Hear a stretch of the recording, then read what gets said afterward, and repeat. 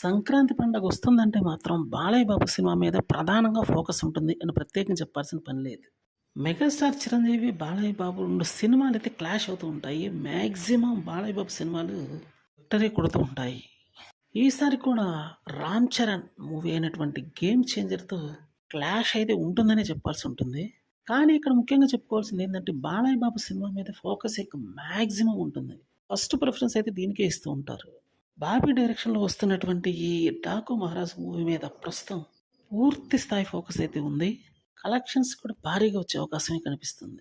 రీసెంట్‌గా రిలీజ్ చేసినటువంటి సాంగ్ అదిరిపోయిందని చెప్పాలి. ఈరోజు రేపట్లో ట్రైలర్ కూడా భారీ స్థాయిలో వచ్చే అవకాశం ఉంది. ఎందుకంటే ఇక రిలీజ్ టైం దగ్గర పడుతుంది కాబట్టి ట్రైలర్‌తో పాటు ప్రీ రిలీజ్ ఈవెంట్ కూడా అదిరిపోయే రేంజ్‌లో అయితే జరుగుతుంది. అటు యూఎస్‌లోనూ, ఇటు ఇండియాలోనూ 2 చోట్ల ప్లాన్ చేసినట్టయితే తెలుస్తుంది. అందువల్ల ఈ మూవీ మీద అంచనాలైతే తిరుగులేనటువంటి స్థాయిలో ఉన్నాయని చెప్పాల్సి ఉంటుంది. ఈసారి బరిలో దిగబోతున్నటువంటి ప్రధాన మూవీ అయితే 'డాకు మహారాజ్'. 3 సినిమాలు ఉన్నప్పటికీ ఇందులో ఫోకస్ మాత్రం దీని మీద ఉంటుందని చెప్పడంలో డౌట్ లేదు. ఇక నెక్స్ట్ ట్రైలర్ కోసం అయితే ఈగర్‌గా వెయిట్ చేస్తున్నారు ఆడియన్స్. ఇది గాని రిలీజ్ చేస్తే పూర్తి స్థాయి పిక్చర్ అయితే అర్థమవుతుంది కాబట్టి సినిమా యొక్క విజన్ ఇట్టే తెలుస్తుంది.